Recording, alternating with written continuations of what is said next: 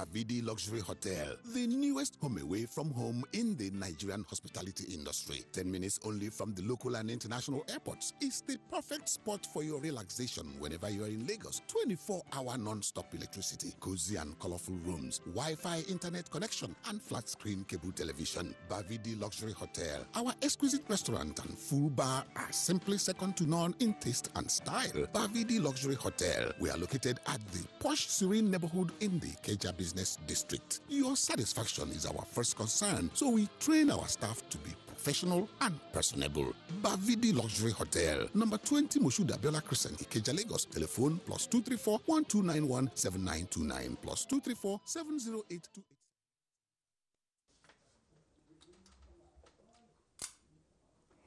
A very good afternoon, good morning, and good evening from wherever you're watching us. Welcome to this show, which is very sensitive, but at the same time, extremely important.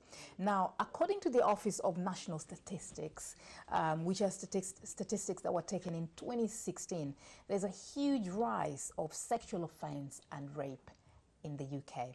Now, today we are going to inform you about an awareness week that you have to keep in your diary. Now, from the 5th February to the 11th of February, there will be a sexual abuse and sexual violence awareness week. It's an awareness that will enable people to come out and speak out loud about sexual offenses. Now, joining me on the panel today is a woman that is a survivor and a campaigner of sexual abuse. Krista, welcome on the show. Thank you, Pauline. Good to have you. I know you're very busy and you've been up and down, you know, with your campaigns, but still you're able to come and join us. Thank you for very having much. us. Yeah. Thank you. And of course, we have our regular panelist who is also a survivor of abuse and an advocate of abuse. Welcome on the show, all the way from Manchester, Sukumoy Mackenzie. Now, this topic to me, every time that I highlight on it, I mean, and it's been 6 years now since I started my show, and I've been highlighting it, whether it's through Nollywood movies, whether it's through just yourselves coming on the panel. I've been highlighting it in the hope that the next time that I meet you, Chris, you'll be telling me, giving me some good news of, you know, statistics showing that sexual offence has gone down, but it's not the case, is it? No, and I'm not quite sure whether that's because people are speaking out more and more people are reporting it, that's why the figures have gone up, or whether that society has just become more violent just generally. I would like to believe that it's because more and more people are speaking up, finding their voices and speaking up and reporting their crimes to the police, and that's where the statistics are coming from. But I also know personally from the victim survivors that speak to me that those statistics are very, very low because many of them do not speak up, they're suffering in silence, and they're not part of those statistics.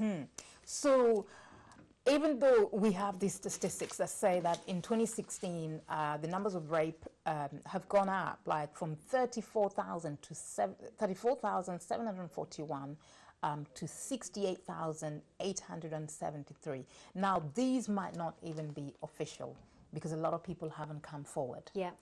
And do you know why people are not willing to come forward? Well, that's one of the subjects that we really want to start having a frank and honest conversation about, because I know from my work that I do in the white community and now that I'm doing with the BME community, that the white community do speak up more. But I also know a lot of victim survivors in the white community are not speaking up. But I also know that BME community are more silent. Other communities are more silent. And for me, child sexual abuse knows no bounds. It happens in all communities, in all institutions, in all ethnicities. So we have to make sure that everybody has a voice and that they can come and report their crime if they want to, if they choose to, but more importantly, they can get the help that they need to help sort out their mental and physical health if that has been impacted. Right. Now, Suku, obviously you come from the African community.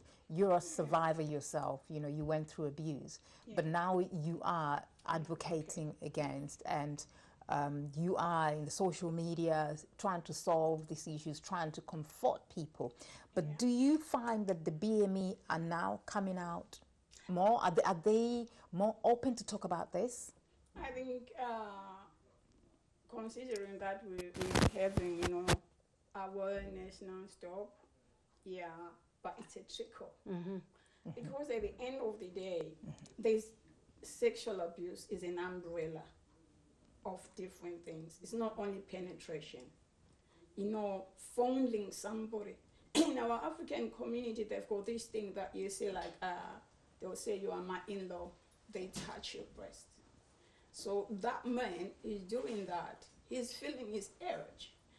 And next time he comes, the parents are not there. What is he going to do? He's going to go further.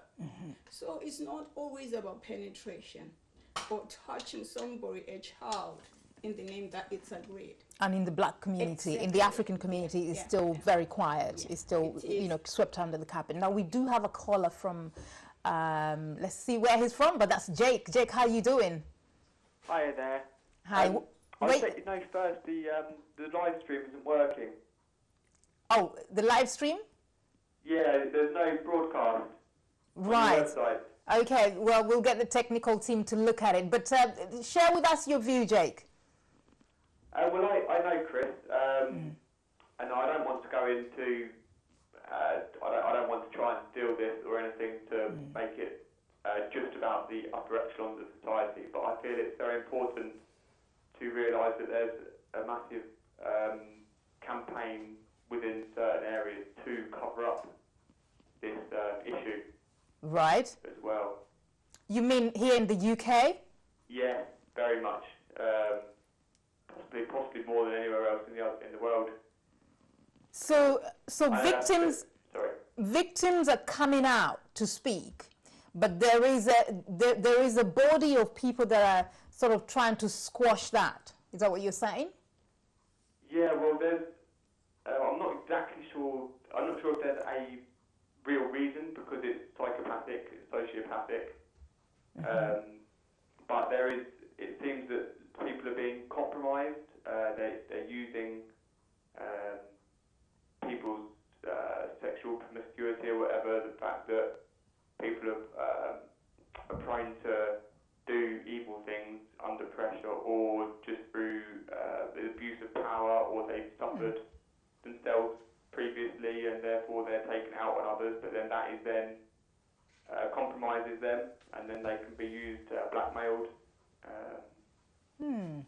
Right. Well. Chris, what do you want to say about that? Are you referring to Westminster in particular, Jake? Well, specifically the Hampstead cover-up case, the two Hampstead whistleblowers that I'm working for, and I've suffered much sort of, I don't want to put people off working on these things, but there is a level of intimidation and harassment for trying to expose these things.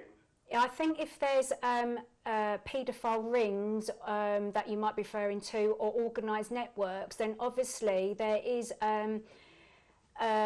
people do want to cover that up. They don't want to have themselves exposed, and the amount of research and everything that I've done and what I've looked into, what I've read, what I've listened to, there actually does seem to be, as you said, some cover-up going on, but I don't really think that today is what we're really talking about that today, but I do really agree with you that people in power don't want to be outed, and they will do everything they can to protect themselves, so I do agree with that. But then again, Jake, but then again, this is why there is the Awareness Week. From the 5th to the 11th of February, there is going to be a massive awareness of sexual abuse and sexual violence. So even though people are trying to cover up, I think this awareness can override. So people like yourselves can also come out and join the awareness and spread the word. Thank you very much, Jake. Thank you very much for what you're doing. Thank you. Well, yes, that's quite interesting. These are the things that we're fighting against, hence the reason why you have this awareness. Yeah. Even in our community, there's still a tradition where, there's some cultural practices she was, trying to touch on. There are things that we don't talk about in the family. we just do not talk about. So awareness week like this one, if it reaches members of the church, you know, the schools, the communities, you know, in our community halls, and, you know, we break the silence. We tell the parents to come out as well and say, listen, there's some traditions that have to remain at Heathrow. When you come from Africa and you come to this country, leave them at Heathrow. Because in this country and anywhere in the world, you know, there's no excuse for rape. There is no excuse for any form of sexual abuse. No excuse whatsoever. No, I agree. Because, Pauline, like we're talking about the African community, you know, normally when I'm going to come, I interview people. So I'm talking about British in my neighborhood. The lady said the reason why people don't report is because once you're reporting, they're now treating you as a what? Instead of being a victim, it's like they don't believe you. And then she said to me, do you know that, I think she was 21, she was raped by a family friend. But because she felt dirty, you know, like she had to wash herself. So then she was told, how are we going to find the DNA? And it was as if, you know, they're not taking it seriously. Because it's not about the DNA, but that person is going through a trauma. You know, when you are being raped, you are going through some trauma. So I think the government and everybody, the police force, they need to realize that for somebody to report, don't shush them. Don't let the silence stop you from speaking. Now, we're going into break. When we do come back, we're going to give you more information on how you can get help and also how to spot signs of sexual abuse.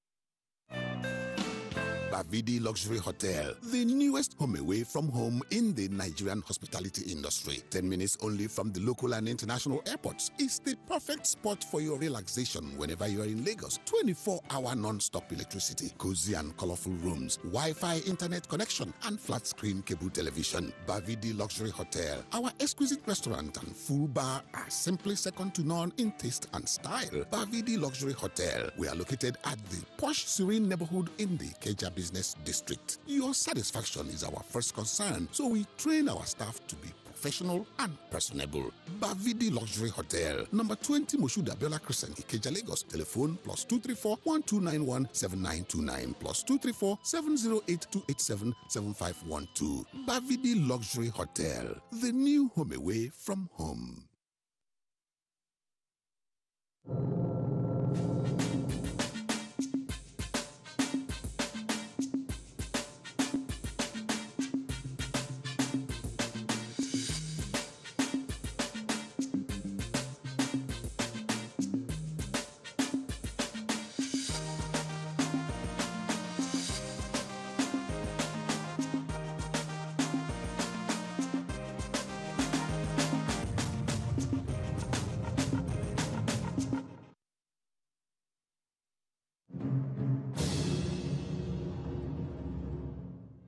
Every culture and society has its differences. Yes, we are different, but united in one nation. It's time for us to gather together. I'm saying yes, because yes means positivity. I say yes to a better healthcare system because nobody's life should have to be cut short for things that can easily be fixed. Join the movement. Say yes to a better Nigeria.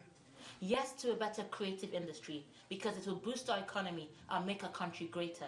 I'm saying yes, we can do it. About road, we can do it. About infrastructures, we can do it. Good education, yes, we can do it. Join the movement. Say yes to a better Nigeria. Yes to a better Nigeria. Join the evolution by visiting the website at www.yesnigeria.org.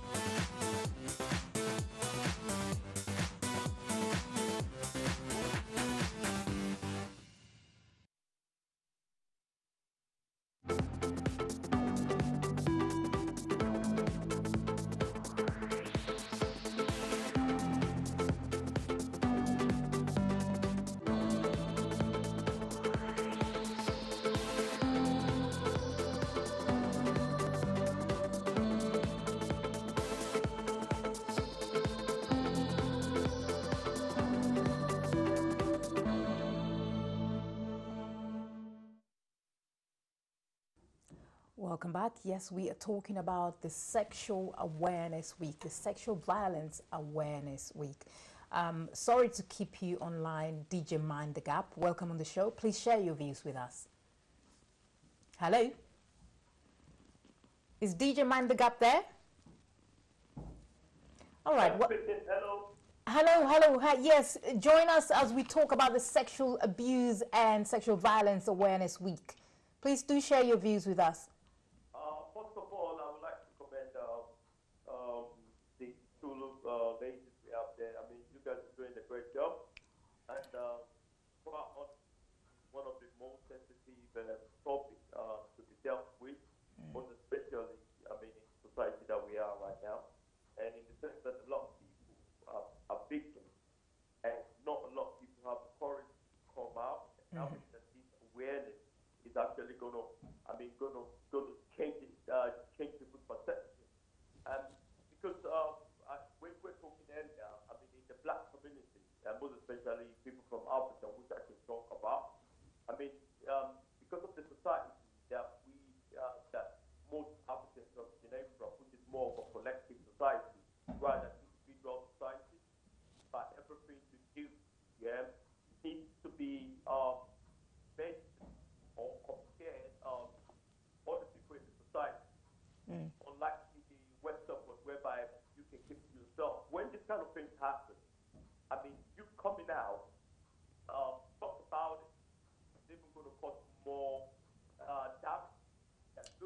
More doubt.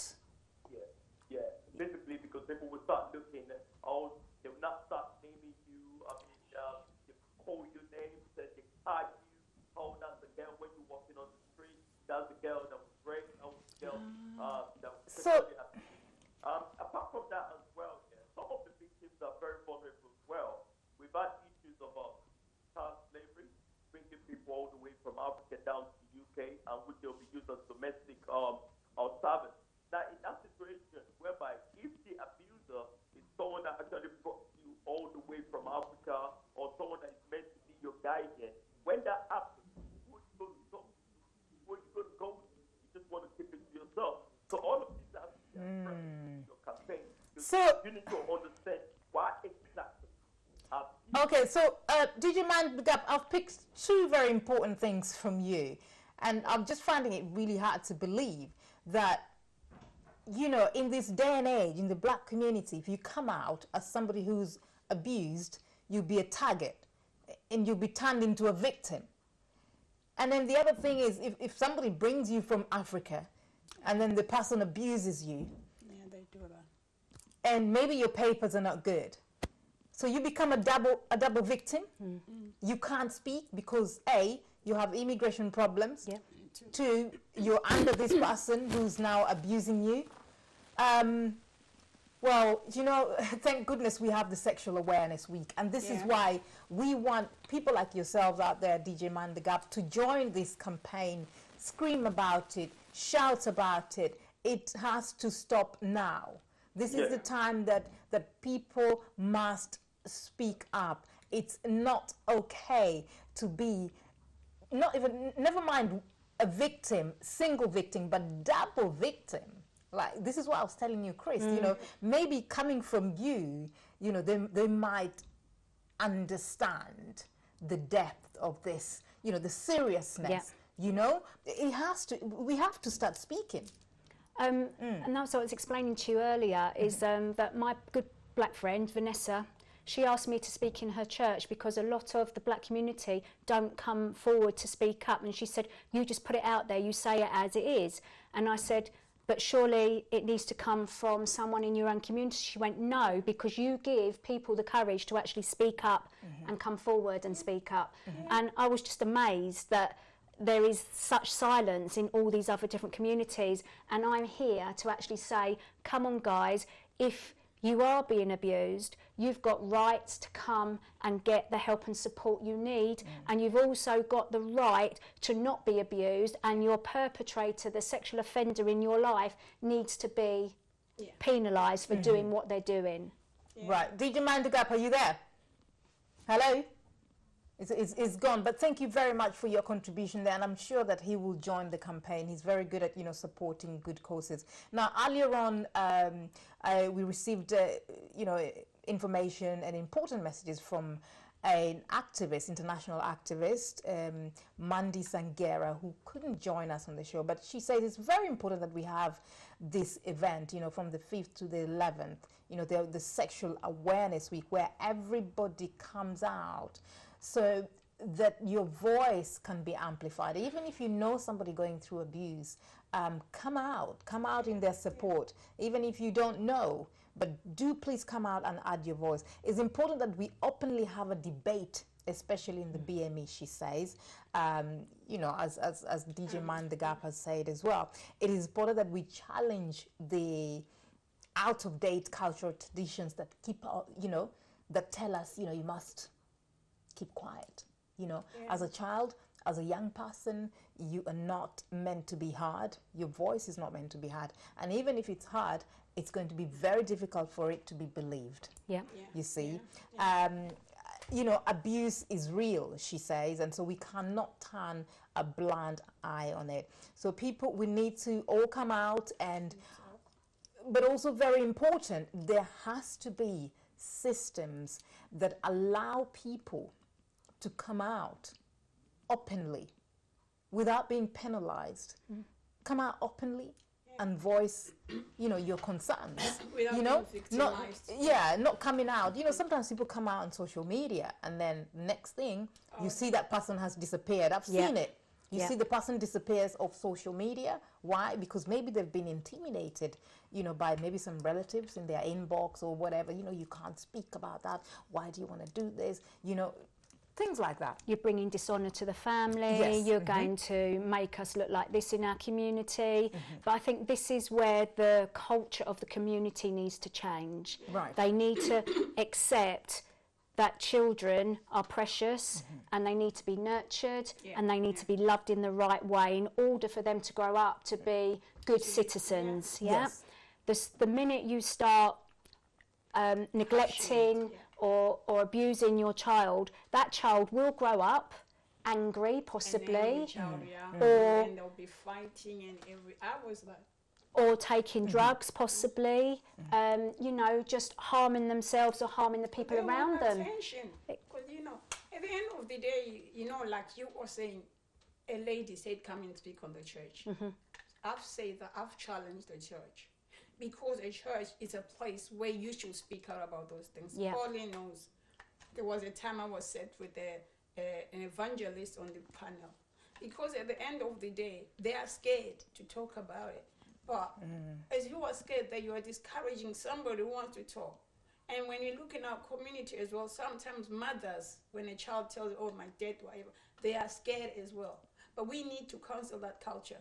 We need to say, you know what, I'm glad because now boys, men come and speak out to me. You see, if we could have that kind of people actually saying, you know what, there is an awareness and I'm going to call you, I'm going to text you and come to you without no fear. That's what we need. But to do that, we need to work together. Now, before you actually, you know, tell us why the importance of sexual abuse and sexual violence awareness week is, I just want to ask you a question. Do you think the government is doing enough to monitor sex offenders? No. No. At the moment, so especially this week, there's been a lot of hunting groups. What I call hunting groups is these communities of people that actually act as decoys and they almost entrap a potential sexual offender, an alleged sexual offender. And the police don't like these hunting groups, okay? But these hunting groups are actually getting child sexual offenders off the streets and then they hand all of their information over to the police. Some do, but some live stream it, and they've actually said that please can you not live stream it because it might hinder the police case, okay? So so what they did this particular week, this man I know, Chris Whittaker, he runs a website called Paedophiles UK, and it lists all the convicted paedophiles throughout the UK. But what he did, he handed over this alleged sexual offender to the police. The police, he went to court and everything, but he got basically let off with, he didn't get a custodial sentence. He just got, you know, sex offenders register, and the police just dropped him off at a petrol station, a big petrol station, and this sexual offender had nowhere to go, no money in his pocket, and he was just wondering what to do with himself. And Chris said, it's my duty to make sure that this sexual offender does not go and abuse children that are running around where he was being dropped off. So are they doing enough? No. Sexual offenders that have been convicted, whether they get a custodial sentence or not, they should be tracked. Right. They should know where they are at all times, and every sexual offender should be on the sexual offenders register, which was started in 1997. But prior to 97, if you was convicted as a sexual offender, like my dad, you're not on the register. And there are thousands of sexual offenders out there that are not on the register, and they are still offending. And wow, then incredible. They manage to work with children. So. Right, okay, hence now we come to this Sexual Abuse and Sexual Violence Awareness Week. Now, tell us more about it. Why the need to have this massive event? I think at large, the general public don't want to believe that child sexual abuse is happening. So we need to acknowledge and accept that it's actually happening in all our communities. Yes. That's number one. We also need to then educate the general public and professionals, and also the victim or survivor, because they often don't know that what they're going through is abuse. especially if it's normal within their household Right. or their community. So if it's normalised, they don't know that what's happening to them is actual abuse. So we need to be out there saying... Education. Yes, perfectly. Spotting the signs. Yes. Raising awareness of the impact of child sexual abuse. That is absolutely massive. Mental ill health, physical ill health. I'm sitting here today with cold sores, sore hip that I'm having operated on. The chronic stress from child sexual abuse lasts a lifetime if you don't get the right help and support. So, but what do you tell people who tell survivors like yourself that get over it? No, absolutely not, because those people do not understand trauma. They don't understand the impact of trauma on mental and physical health. Lifetime. It can be. There are some survivors that can recover and just get on with their lives perfectly okay, but many, the victim survivors that I've met, they're all impacted in one way, shape or form. And it's up to us also to find solutions to deal with the sexual offenders, to deal with the impact, to allow victim survivors from all communities to find their voice and speak up. Because I know for a fact that when you're suffering from suppressed feelings and emotions, that comes out in mental and physical ill health. You either explode, become quite a violent, challenging person, or you implode, self-harm, self-esteem issues, relationship issues, work issues. So the whole lifestyle of the victim survivor can be completely impacted. Exactly. Because that's why I'm an advocate for abuse and mental. You know why? Because I think they go hand in hand. They do. And like you've just said it, because we're talking PTSD. Yeah. Some become depressed, anxiety, paranoia. Yeah. I'm glad you are actually saying it. It happens to you. Yeah. I know what you just explained now, that you've got this pain and this pain. Yeah. You know, this info, only that info will make it, people realize why I'm always saying let's link mental health. And you're saying all the good examples. Mental health is destroyed. Yeah, absolutely. Completely. Yeah. So when we do come back, we're going in on a break. We'll come back and just talk more about the Awareness Week and why it's really important that you support this week.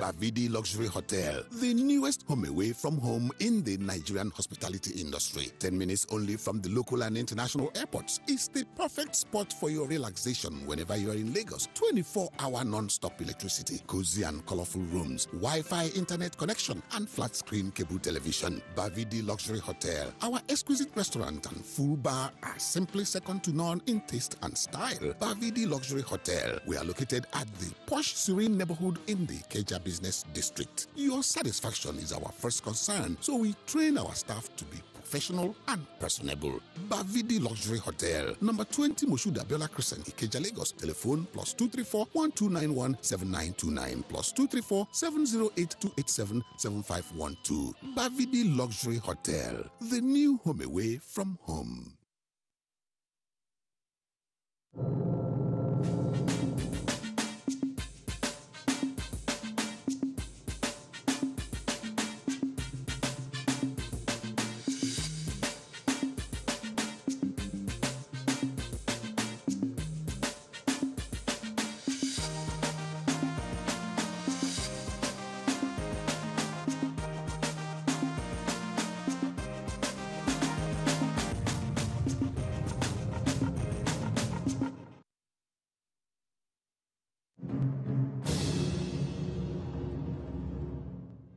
Every culture and society has its differences.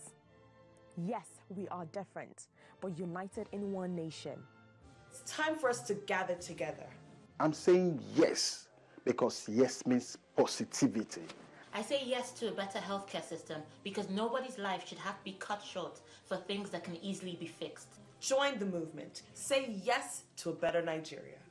Yes to a better creative industry because it will boost our economy and make our country greater. I'm saying yes, we can do it. About road, we can do it. About infrastructures, we can do it. Good education, yes, we can do it. Join the movement. Say yes to a better Nigeria. Yes to a better Nigeria. Join the evolution by visiting the website at www.yesnigeria.org.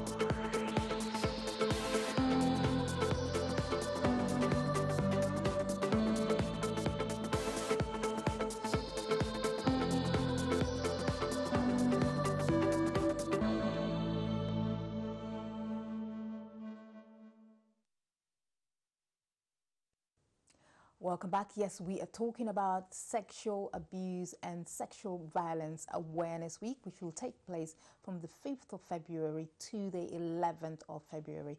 It is an awareness week that's not just important to those who have been abused, but also to the entire world, so that the people can have their voices to speak out, because it's not okay to abuse. Any form of sexual abuse, any form of sexual violence must end. We do not want a reduction, we want total elimination. And now that brings me to the question, Chris, can we foresee a future without sexual abuse? Sadly, no. No. There's always going to be someone out there that's in a position of power and control over vulnerable young person, child, or vulnerable adult. There always will be. But what I would like to see is a zero tolerance approach, so at least we can work towards it. But at the moment, we seem to have acceptance that it's okay for sexual abuse and sexual violence to actually happen. Right. And we need to literally wake up society and shake them. Everybody needs to come on board. Absolutely. Whether it's you not have been okay. abused, whether you have not been abused, because needs everyone needs to come on board. Now, we do have Vanessa on the line. Hi, Vanessa. Hello. Hi, where are you calling from? Calling from South London. Right, join us here. Share your views, please. Okay, I'm just thanking you, Dr. Pauline Young, for letting this happen for Chris Tuck, because I know she's supported me for the last 3 years. It's Vanessa Boss here, but you obviously know me.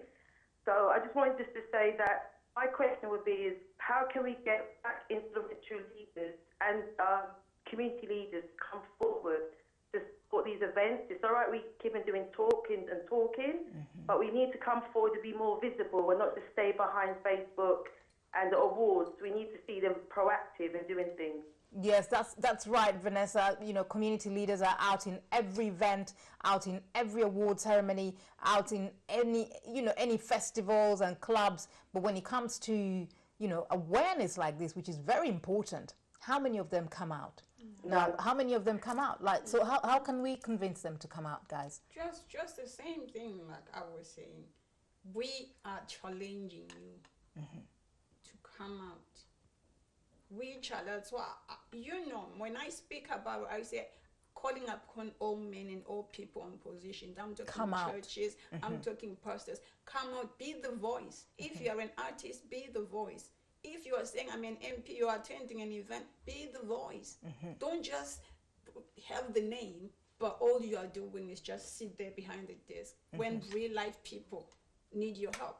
Are in pain, aren't Exactly, they? they're in pain. So who are you leading? If your people, talk about a shepherd, would you just leave your sheep like that because you said that?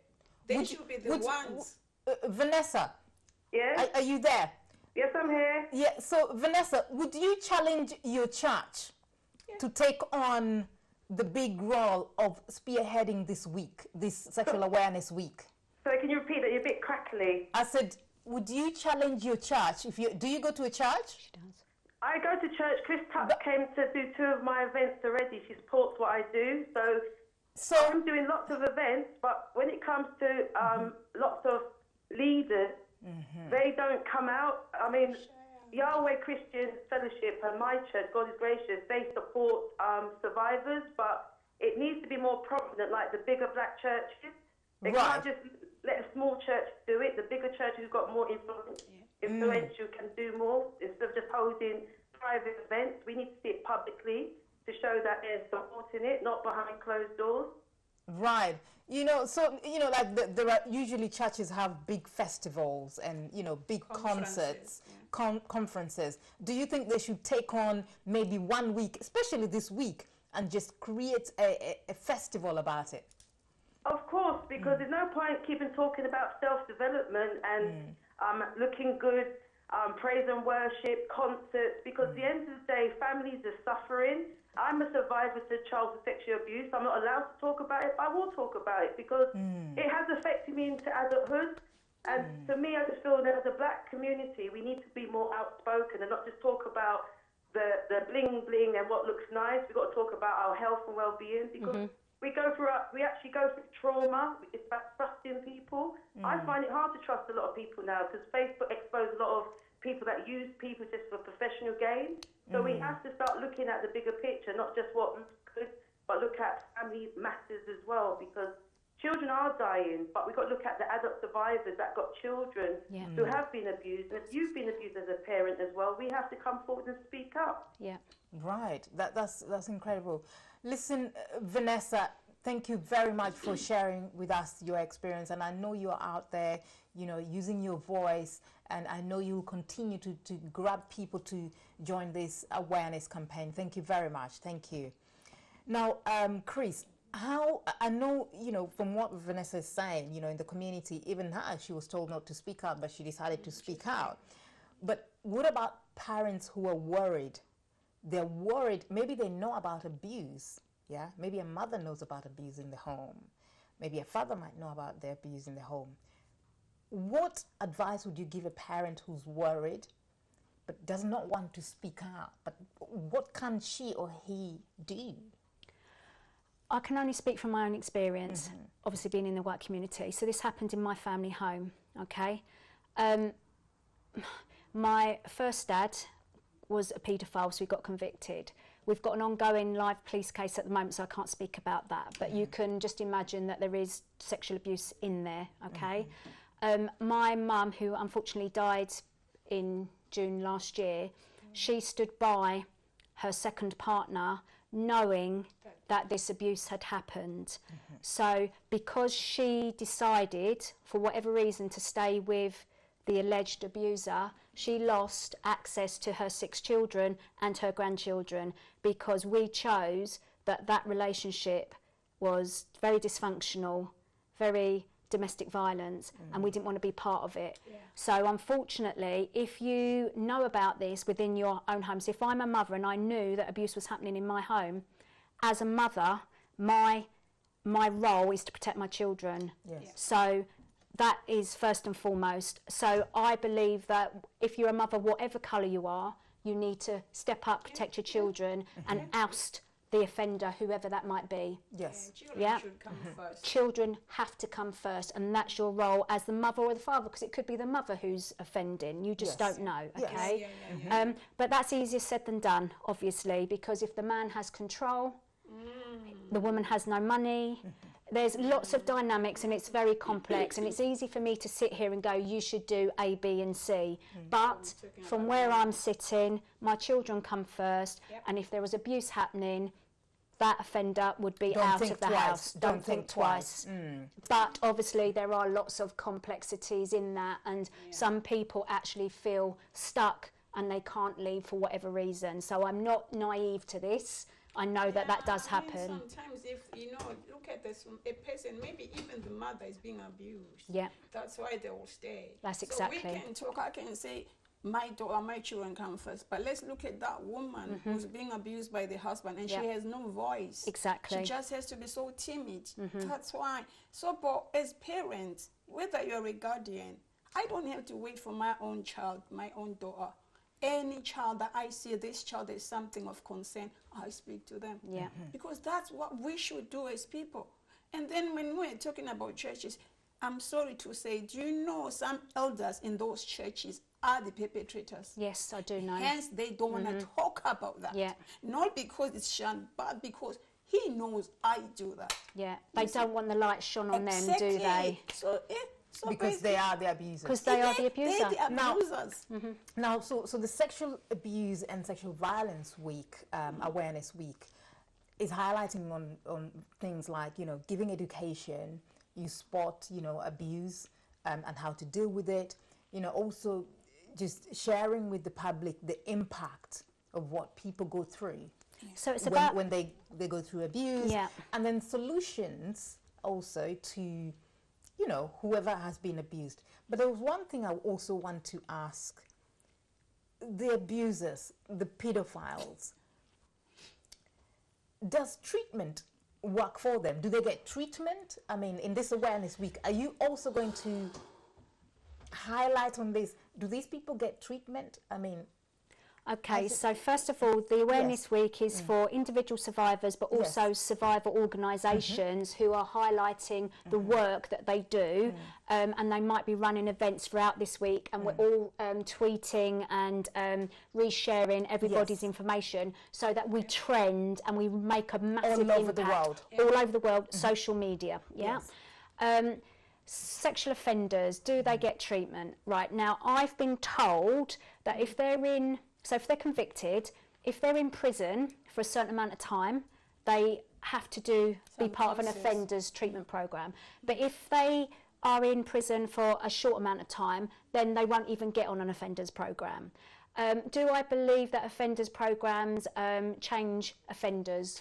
No, I don't. Yeah, because the reason why I'm asking this is, okay, it's well and good we can do the awareness, you know, we can do all these education and everything, but we haven't really gone down to the root, you know, who are the offenders, who might come back up again and, you know, make somebody a victim, you know? So then it's just a recurring trend. It's just a recurring trend. The painful thing is, this pedophile can do that even to a 2-year-old, a 3-year-old. And do tell me that a program will change that person. For that person to feel they can do that, it's because they don't have self-control. It's not an illness. I don't agree it's an illness. So can we say that they're not tougher sentences? We need tougher sentences, and that's one of the things that we're campaigning for, because the sentencing for example, fraud, a white collar, they call it a white collar crime, could be double that of a sexual offender, a paedophile, and it's just crazy. The minute we get tougher with the sentencing, that sends out a message that we are not accepting this sexual abuse, sexual violence, and it won't put a lot of people off, because if they're that way inclined, they're that way inclined. However, I do want to point out that if a sexual offender, not even an offender, someone who's attracted to children may not offend. Not all of them do offend, but we're talking about the ones that actually do offend. Right. I don't believe they can be rehabilitated, as I've said. And I also know that obviously sexual offenders come in all shapes, all sizes, all colours, all institutions. There is a stereotype, and it's often said that it's the strangers. It's not the strangers, it's the person you know. And 80% of childhood abuse apparently happens within the family home or by the network the family network, yes. so within the family. So that stranger danger happens, but it's very, very rare. It's a big question, it's an unanswered question, and we could really get a debate going on about that. But if you speak to a victim or survivor about sexual offenders, you often get very negative kind of conversations about it. We do not want to even to speak about it, because to us, if you are given shorter sentence, do you know the victim is given a sentence for life? Of course, a life of post-traumatic stress disorder, a life of fear. As you have said, I had a father who was doing that to his daughter for years, until the time I went to court, until the time actually the child had to put a phone under her pillow. He's from our country, he's an elder of the church, and the child, the audio was sickening. He was saying, just give me 2 minutes. Do you know how much it was given? 14 years. Good. And he's going to come out, he's going to do half. Yes, he will. Just half and then out. And that girl has been abused every But believe it or not, 14 years is a hard sentence. Oh, I would rather have life. Yeah, I agree with you, but 14 years, most of them get 18 months or less, and then they're out on... Do they? Yeah. They don't, the sentences are not... again. Yeah, now, exactly. Chris, we're coming towards the end. We've got a minute or so less. much to say. So much to say, but if there's anything that you want to say very quickly within the minute, please do. Basically, on the same day, the Monday the 5th, we have an event on in Parliament called Abuse is Not Colourblind. Yes. We also have Light Up the Night, which all supporters and survivors can come along to. Outside of Blackfriars, we are meeting at 6 o'clock to walk across Millennium Bridge, lighting up Millennium Bridge, and then on just social media, on Twitter on the Wednesday, we have Empowerment Hour with Mandy Sangera talking about the global movement and discussing sexual abuse and sexual violence. Great, fantastic. And you know, we hope that the BME community will join this awareness, and we hope that, you know, it will be time now for us to come out openly. And, you know, the tradition that tells us that we must not be heard, that we can only be seen, you know, we can put that away. Pauline, as well, okay, you are not an artist, you are not, but you've given people the voice. Yes. You've given people a chance. First time I spoke openly about whatever I had gone through, I was here. It was 2015 December. I had actually done something sinister after that. But at the end of the day, if Pauline Long can be able to say, I'm doing I'm doing this time, I'm giving you to come to this. How about the big guns? Why can't they Everybody not do else that? should join hands. Because should be, if you are doing it, imagine from that time, I've heard that voice. I speak, I'm invited, inspirational speaker. So, and I love what she's done. It's like I gave her the voice, but she's gone out there to give voices again. Now, Chris, thank you very much for coming on the show. I wish it was longer because there's so much to say. So thank you very much for coming all the way from Manchester to share your story as well as a survivor. Chris, keep up the fight. We'll always be there to support. Thank you. Don't forget, on the 5th February to 11th of February is the Sexual Abuse and Sexual Violence Awareness Week. Please do join us. Thank you very much for watching. And until next time, keep it locked on Ben Television. Goodbye.